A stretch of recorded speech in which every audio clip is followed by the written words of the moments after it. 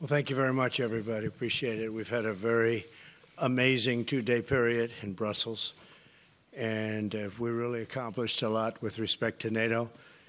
For years, presidents have been coming to these meetings and talked about the expense, the tremendous expense for the United States, and tremendous progress has been made. Everyone's agreed to substantially up their commitment. They're going to up it at levels that they've never thought of before. Prior to last year, where I attended my first meeting, it was going down. The amount of money being spent by countries was going down and down very substantially, and now it's going up very substantially, and commitments were made. Only 5 of 29 countries were making their commitment, and that's now changed. The commitment was at 2%. Ultimately, that'll be going up quite a bit higher than that. So we made a tremendous amount of progress today. It's been about, at a minimum, they estimate, and they're going to be giving you exact numbers, but since last year, they've raised an additional $33 billion. That's been put up by the various countries, not including the United States. And the United States' commitment to NATO is very strong, remains very strong, but primarily because everyone, the spirit they have, the amount of money they're willing to spend, the additional money that they will be putting up has been really, really amazing to see it. To see the level of spirit in that room is incredible. And I hope that we're going to be able to get along with Russia. I think that we probably will be able to. The people in the room think so, but they really stepped up their commitment and stepped it up like they never have before. So we took in an additional 33. The number could actually be higher than 40 when they give you the final number. The Secretary General Stoltenberg will be giving those numbers sometime today, probably in his concluding press statement. But we are doing numbers like they've never done before or ever seen before. And you'll be seeing that, and I guess you'll be hearing that a little bit later. Okay, we have our Secretary of State, as you know, and we have John is here. So if you have any questions for the three of us, Mike Pompeo just got back from a third trip, as you know, to North Korea. He's become a true expert on the trips to North Korea, the best way to get there, the best way to get out. And he gets along very well, and he's doing a great job over there. Yes, ma'am. I have a question. Yes. President Terry McCabe with BBC, can you tell us whether or not you warned people that the U.S. would pull out of NATO if they weren't meeting their spending goals? I told people that I'd be very unhappy if they didn't up their commitments very substantially, because the United States has been paying a tremendous amount, probably 90% of the cost of NATO.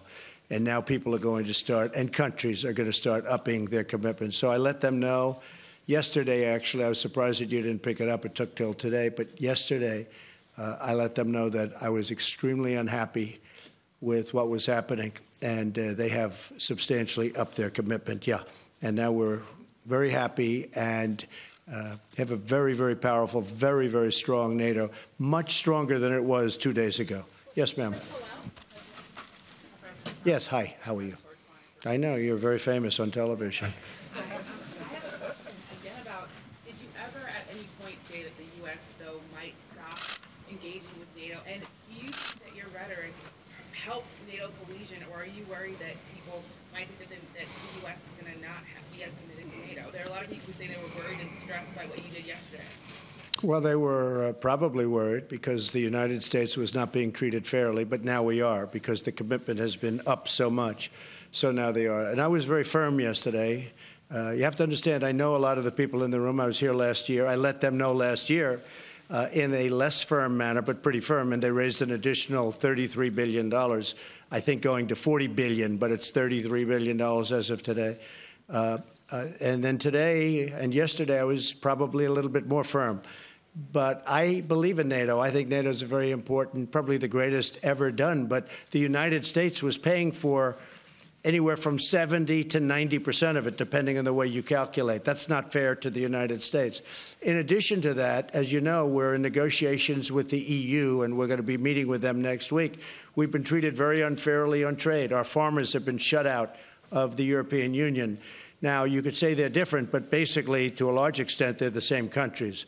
So I think we're going to be ultimately treated fairly on trade. We'll see what happens. But I can tell you that NATO now is really a fine-tuned machine. People are paying money that they never paid before. They're happy to do it. And the United States is being treated much more fairly. Yes, sir. PBS NewsHour. Did you win any concessions in your meeting and discussions with the German Chancellor when it comes to German defense spending and also this issue of purchasing energy from Russia? And secondly, what would you say to your critics that say by creating this scene here at NATO, you're only enabling President Putin in Russia to further disturb things in Ukraine and Georgia? Well, if you consider putting up tremendously the additional funds at a level that nobody's ever seen before, I don't think that's helping Russia. I think that NATO is much stronger now than it was 2 days ago. I think that NATO was not doing what they were supposed to be doing, a lot of the countries, and we were doing much more than we should have been doing. Frankly, we were carrying too much of a burden. That's why we call it burden sharing. I was using the term a lot today, burden sharing. We had a fantastic meeting at the end. 29 countries, and they are putting up a lot. Germany has increased very substantially their time period, and Germany's coming along, and we still have to figure out what's going on with the pipeline, because the pipeline is coming in from Russia, so we're going to have to figure that out. I brought it up. Nobody brought it up but me, and we all are talking about it now. And actually, I think the world is talking about it now, maybe more than anything else, but we're going to figure that out. And frankly, maybe everybody's going to have a good relationship with Russia, so there'll be a lot less problem with the pipeline. But to me, that was a very major point of contention. We discussed it at length today. Germany has agreed to do a lot better than they were doing, and we're very happy with that. We had a very good relationship with Angela Merkel. Yes. Mr. President. Yeah, go ahead. Hi, thank you. Margaret Talla from Bloomberg. Yes. After all these years, I know, Margaret. Go ahead. Thank you. Maybe I'm being dense here, but could you just clarify, are you still threatening to potentially pull the United States out of NATO for any reason? And do you believe you can do that without Congress's explicit support and approval? I think I probably can, but that's unnecessary. And the people have stepped up today like they've never stepped up before. And remember the word, $33 billion more they're paying. And you'll hear that from the Secretary General in a little while. He thanked me, actually. He actually thanked me. And everybody in the room thanked me. There's a great collegial spirit in that room that I don't think they've had in many years. They're very strong. So, yeah, very, very unified, very strong, no problem, right? We're in NATO. No, okay. No problem. Mr. President, Jonathan Lemire with the Associated Press. Sure. You have said previously you wanted the countries to step up their spending to 2%. Yesterday, there was a suggestion it might be 4% or perhaps 2% at a much quicker timetable. Yeah. Can you clarify what did they commit to doing? Yeah. Is that satisfactory to you? So what they're doing is spending at a much faster clip. They're going up to the 2% level. Now, you have to understand, some of them have parliaments. They have their own Congresses. They have a lot of things they have to go to. So, they're here as a prime minister, as a president, and they can't necessarily go in and say, this is what we're going to do. But they're going back for approvals. Some are at 2%. Others have agreed definitely to go to 2%. And some are going back to get the approval, and which they will get, to go to 2%. After we're at 2%, we'll start talking about going higher. But I said ultimately we should be, in years in advance, we should be at 4%. I think 4% is the right number. Now, the United States, depending on the way you calculate it, was at 4.2%. And I said, that's unfair. And we have the largest GDP by far, especially since we've increased it by so much since a thing called the election. Our GDP has gone way up. And so the fact that our GDP went way up, that means we're paying for even more, which is very unfair. So I explained that.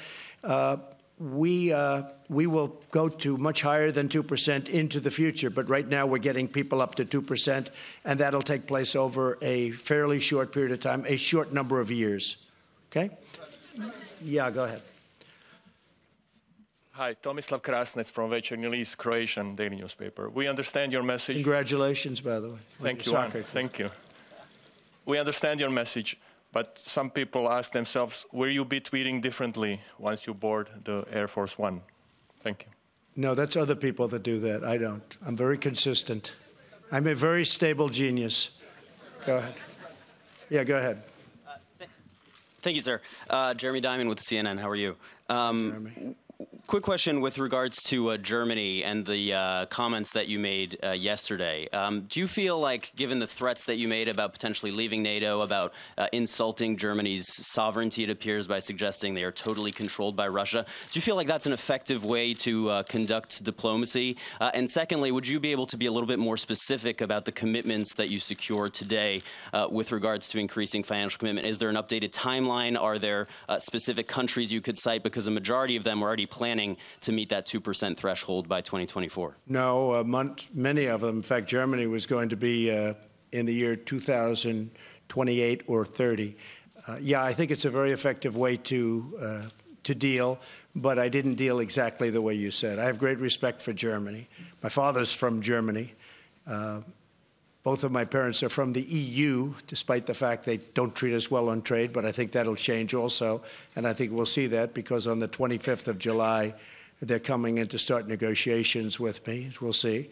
And if they don't negotiate in good faith, we'll do something having to do with all of the millions of cars that are coming into our country and being taxed at a virtually zero level, at a very low level. But, Jeremy, I think it's been a very effective way of negotiating. But I'm not negotiating. I just want fairness for the United States. We're paying for far too much of NATO. NATO is very important. But NATO is helping Europe more than it's helping us. At the same time, it's very good for us. So we have now got it to a point where people are paying a lot more money. And that's starting really last year. It really had, you were there last year.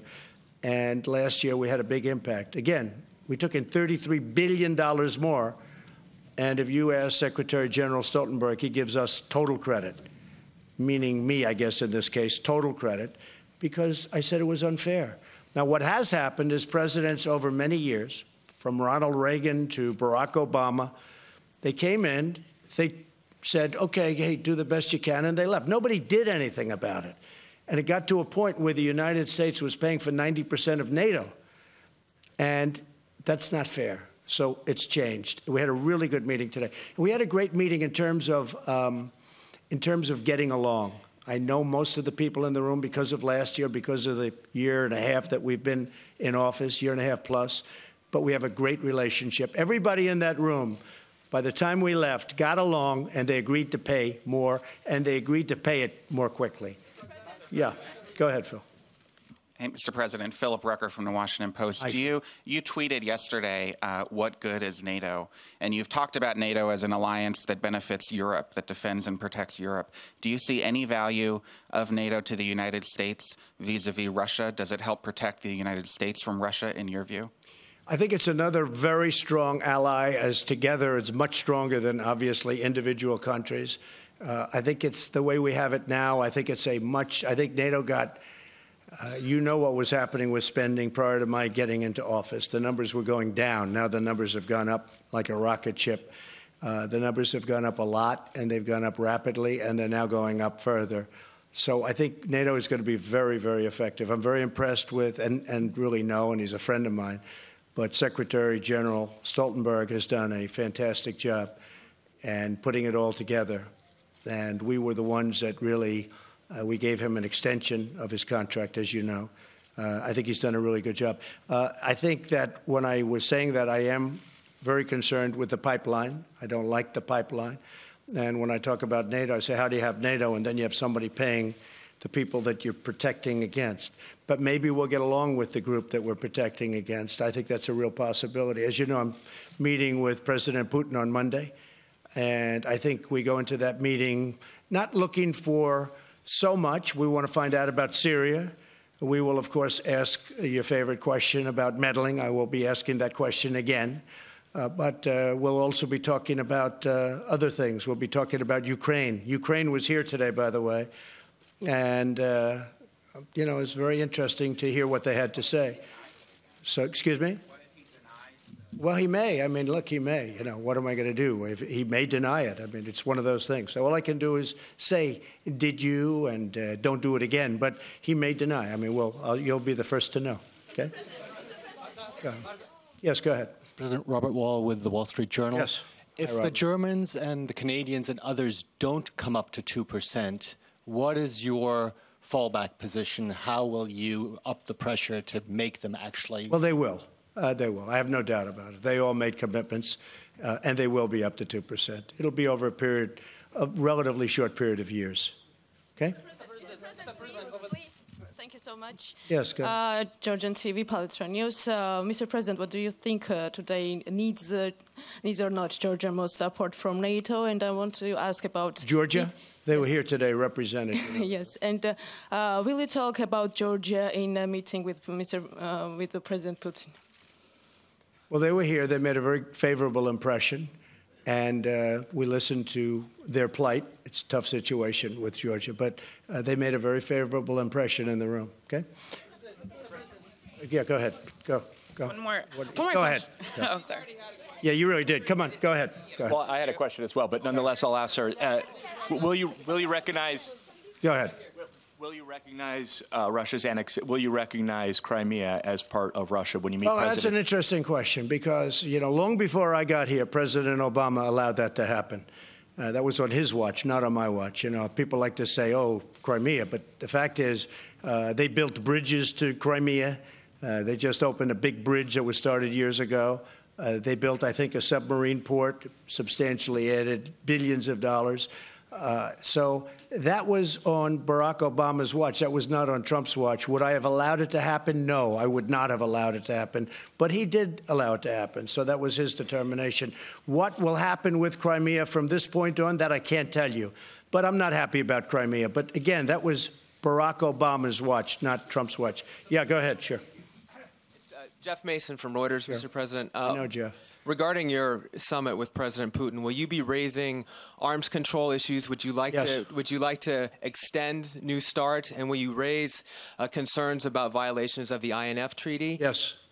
And as a follow-up to the NATO meeting today, will you suggest to him, or would you consider stopping military exercises in the Baltic states if that's something that he requests? Well, perhaps we'll talk about that. But I will say that we are going to be talking about those three issues and many more. We'll be talking about it, Jeff. Okay? Go ahead. Go ahead. Ivo Caizzi, Corriere della Sera. We are in the NATO headquarters that costed almost the double as planned before. I would like to know if you are planning to guarantee the taxpayers that the new money that is flowing into NATO will be spent in the best possible way, especially the money coming from countries that have several problems with the public finances. Well, the money will be spent properly. And one of the things that we have many wealthy countries with us today, but we have some that aren't so wealthy. And they did ask me if they could buy the military equipment and could I help them out? And we will help them out a little bit. We're not going to finance it for them, but we'll make sure that they're able to get payments and various other things so they can buy. Because the United States makes by far the best military equipment in the world, the best jets, the best missiles, the best guns, the best everything. We make by far. I mean, that's one thing. I guess I assumed it prior to taking office, but I really learned since being president, our equipment is so much better than anybody else's equipment. When you look at our companies, Lockheed and Boeing and Grumman, what the material, the equipment that we make is so far superior. Everybody wants to buy our equipment. In fact, it's a question, can they make it? Because they are doing very well. Can they make it for so many people? So we are helping some of those countries get online and buy the best equipment. Yeah, go ahead. Hi, I'm Kristen Brown with Fox News. On your upcoming summit with President Putin, did any of your allies here express any specific concerns or talk to you about any messages that they'd like you to take with you when you go to the summit? Yeah, just the opposite of concern. They actually, and they'll probably come out with a little bit of an edict, but they actually thanked me for meeting with President Putin. I look forward to the meeting. They thanked me. They thought it was a great thing that I was doing it, and they gave us our best wishes, or their best wishes. Now, with that being said, we'll see what happens. Just a loose meeting. It's not going to be big schedule. I don't think it should take a very long period of time, and we'll see where it leads. But it could lead to something very productive, and maybe it's not. But I think meeting with people is great. We had a great meeting with Chairman Kim, and I'll tell you, Mike Pompeo did a fantastic job. I might ask you to say a few words, Mike, while you're here. Just 1 second. Mike, go ahead. Thank you, Mr. President. So I did. I returned, actually came straight from North Korea with a couple of stops here to Brussels. We had a productive conversation. There remains a great deal of work to do, but I think most importantly, my counterpart Kim Young-chol made a commitment consistent with what President Trump was able to achieve with Chairman Kim, which was they intend to denuclearize, they're going to accomplish it, and now the task is to get it implemented. I think just to finish on that, you know, it's so important. That was an amazing, really an amazing meeting, I thought. And I really think that we established very good relationships. We'll see where it all lands, but there have been no missile tests. There have been no research. They have blown up a site. I hear they're blowing up another site, missile site. They've taken down all of the propaganda. In fact, somebody said there's no more music playing at the borderline. You know, the music was going on for many years. They said recently that, wow, there's no more of the heavy music and the propaganda. They've done a lot of things, and we got back our 3 hostages. So it's a good process. But the main thing is there have been no rocket launches. There have been no missile tests. There's been no nuclear tests, no explosions, no nothing for almost 9 months. Okay. Yeah, please. Sure. Ewan McCaskill from The Guardian. Your trip to the UK. There are lots of protests planned in London and elsewhere. How do you feel about that? I think it's fine. I mean, I think they like me a lot in the UK. I think they agree with me on immigration. I'm very strong on immigration. I made a point today. I said, you've got to stop. You're ruining you're going to have a lot of problems. You see what's going on throughout the world with immigration. I probably at least partially won an election because of immigration. If you look at Italy, Giuseppe, who I got to know quite well over the last month and a half, he won his election because of strong immigration policies on Italy. I think that a lot of the people in the UK, I think that's why Brexit happened. Now, I don't know what's going on with the negotiation, who knows, and I guess that's become a very interesting point of contention. I said I'm going to a few hot spots. We have NATO, then we have the UK, and then we have Putin. And I said, Putin may be the easiest of them all. You never know. But I'm going to a pretty hot spot right now, right, with a lot of resignations. But I will say that immigration is a very important thing. And I told them today the EU, the European Union, better be very careful because immigration is taking over Europe, and they better be very, very careful. And I said that loud and clear. Yes, go ahead. Go ahead. President Trump, Radu Tudor, Antena 3 Romania. What will you tell President Putin about this summit and about NATO?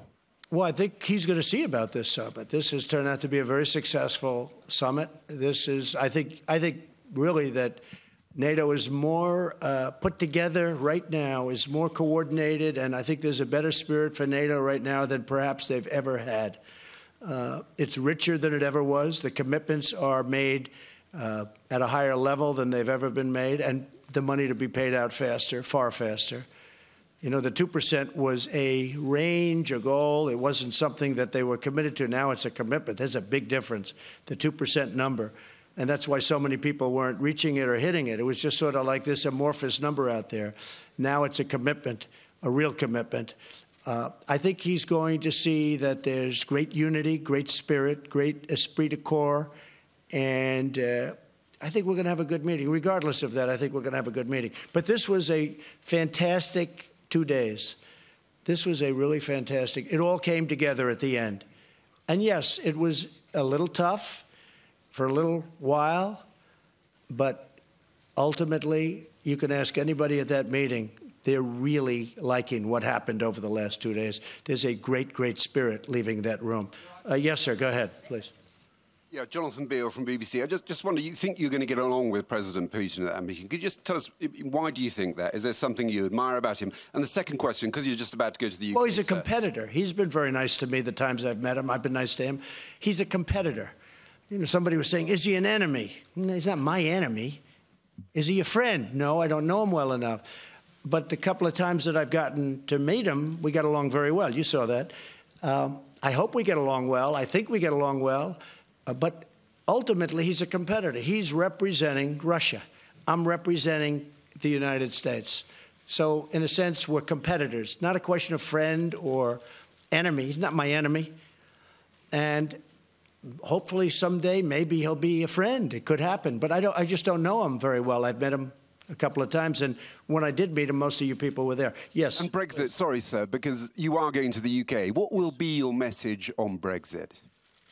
Well, Brexit is, I've been reading a lot about Brexit over the last couple of days, and it seems to be turning a little bit differently, where they're getting at least partially involved back with the European Union. I have no message. It's not for me to say.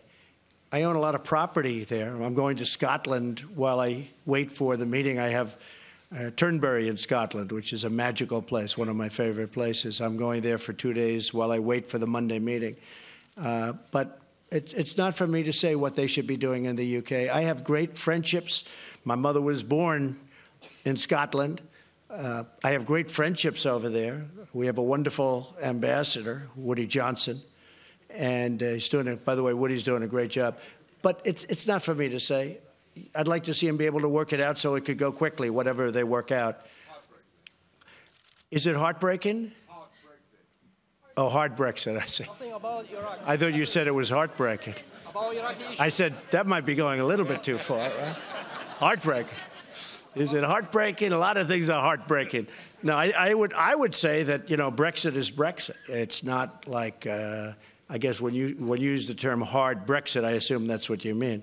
The people voted to break it up, so I would imagine that's what they'll do, but maybe they'll take it a little bit of a different route. So I don't know if that's what they voted for. I just want the people to be happy. They're great people. And I do think sure there'll be protests, because there are always protests. But I think there were protests the night of the election, both ways. But in the end, we got 306 electoral votes. And one state that, is interesting, one of the states we won, Wisconsin. I didn't even realize this until fairly recently. That was the one state that Ronald Reagan didn't win when he ran the board. His second time, he didn't win Wisconsin, and we won Wisconsin. So we had a great night. Protests, there might be protests, but I believe that the people in the UK, Scotland, Ireland, as you know, I have property in Ireland, I have property all over.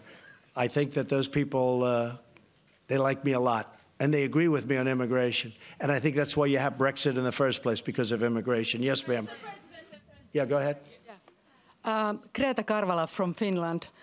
What would be the best deal with Putin when you come to Helsinki? And don't you think that your harsh diplomacy, that you are playing in the same goal that Putin, with your harsh diplomacy towards EU and NATO? Well, I can't tell you what would be the ultimate. What would be the ultimate? Well, let's see. No more nuclear weapons anywhere in the world would be the ultimate, okay? No more wars, no more problems, no more conflict. Let's find a cure to every disease known to mankind or womankind. That would be my ultimate, okay? And we'll start from there. Okay. Yeah, go ahead. Me. There's Mahjoub Naurouzi from Afghan service in BBC World Service. So I would like to ask you, Mr. President, that Afghan president is going to be here. He's here right now. He is here. And are you going to meet him? And what have you got to say to him? And when the war is going to end in Afghanistan, because people are fed up now and they want to know. I agree with that. I very much agree. It's been going on for a long time. We've made a lot of progress, but it's been going on for a long time. We've made a lot of progress in Afghanistan, I will say. Yes, your president is here right now. In fact, he's in the room. When I'm finished with this, I'm going right back into that room. Please, Georgian public broadcaster, Mr. President, can you tell us what do you think about future membership of Georgia in NATO, please? Well, at a certain point, they'll have a chance. Not right now. They just left the room. But at a certain point, they'll have a chance. Yes, sir. Go ahead. Barza Hassan, reporter for Kurdistan 24. Are you going to continue to support the Kurdish forces, Peshmerga, in Iraq? Thank you. I think the Kurds are great people. They're incredible fighters. They're wonderful, warm, intelligent allies in many cases, as you know. It's different groups of people, but they're great people. I really do. I believe they're great people. Yes, go ahead, please. Mr. President, Marcus Price, working with ARD German TV. Yes. You said Putin isn't an enemy, isn't a friend, it's just a competitor. A competitor. Do you consider him as a security threat for Europe or to the US? Thank you. Hey, I don't want him to be, and that's, I guess, why we have NATO. And that's why we have a United States that just had the largest military budget ever, $700 billion approved, $716 billion next year. No, I hope that we'll be able to get along. I've said from day one, whether it's China or Russia, you know, we're working on trade with China right now, and I don't say that's an easy situation, because that's been years of abuse of the United States by presidents, frankly, that allowed that to happen. So I've taken over a lot of bad hands, and I'm fixing each one of them, and I'm fixing them well. But China is going to be, I think, very successfully, ultimately taken care of. I have a great respect for their president, as you know. President Xi spent 2 days there. It was among the most magical 2 days I've ever lived. And I think we're going to end up doing something very good with China. Right now, we're in a pretty nasty trade battle, but I think ultimately that'll work out. I really think we have a big advantage. You know, we picked up $8 trillion in value and worth since I became president, and we're close to 2 times the size of China. A lot of people don't know that. And, you know, we're going to negotiate a fair deal if that's possible. Okay. And Russia, I think getting along with Russia also would be a very good thing. Yes, go ahead. Jamal Musawi from BBC Persian TV. We have seen escalation of tension between you and the Iranians. What is your exit plan, Mr. President? I would say there might be an escalation between us and the Iranians. I agree with They are threatening. By the way, they're treating us with much more respect right now than they did in the past. And I know they're having a lot of problems and their economy is collapsing. But I will tell you this, at a certain point, they're going to call me and they're going to say, let's make a deal. And we'll make a deal. But they're feeling a lot of pain right now. Yes, go ahead. Go ahead. Go ahead. Go ahead. Mr. President, do we expect the rise of the Russian influence in Macedonia following the starting of the negotiation process, like we've seen in Montenegro with alleged coup? And what will NATO and United States do to counter that Russian influence in the Western Balkans? We never talk about our future plans. Yes, go ahead, ma'am. Go ahead. Go ahead. Thank you very much, Mr. President. Thank you very much. My name is Ala Shali from Rodot TV from Kurdistan, Iraq. My question is about the government of Iraq. After 2 months election, the government in Iraq has not been formed. What's the role from USA? And you want to talk about Syria with President Putin. Can I have any information about Kurds in Syria? Thank you very much. So I hope we get along well with Iraq. We've certainly spent a great fortune in Iraq and many, many lives, thousands and hundreds of thousands of lives, if you think on both sides, which I always think about both sides, not just our side. And they had an election, and I hope we're going to be able to get along, and we'll see how that goes. We've already been talking to the people that won the election. I was not in favor of that war. I was very much against that war. I never thought it was a good thing, but that's another deck of cards that I inherited, and we'll do the best we can with it. I think the election was pretty conclusive, and again, we've spoken to them. We'll see what happens. Yes, sir, go ahead. Go ahead. To the next event, we have time for one more question. Good. I'm Asia Atrous from Asabah newspaper in Tunisia. I come from a very far country, a small country in northern Africa, Tunisia. My question, Mr. President, we really admire what you are doing in North Africa, and we really wish and hope that something again will be done in the Middle East to avoid more wars and more blood and more killings in the Middle East with a just peace process that gives everyone its We're looking for peace, and Africa, as you know, is it's on our very strong list. But we're looking for peace. We want peace all over. We want to solve problems. We're looking for peace. Africa right now has got problems like few people would even understand. They have things going on there that nobody could believe in this room. If you saw some of the things that I see through intelligence, what's going on in Africa. It is so sad and so vicious and violent, and we want peace. We want peace for Africa. We want peace all over the world. That's my number one goal, peace all over the world. And we're building up a tremendous military because I really believe through strength you get peace. But we're going to have a military like we've never had before. We've given out orders for, the best fighter jets in the world, the best ships, the best everything. But hopefully we'll never have to use them. That would be a dream. To buy the best stuff, to have the best stuff, to have the best equipment in the world, and to never have to use it would be a really great part of my dream. Thank you very much, everybody. Thank you. I'm going to be leaving in about a half an hour. Thank you.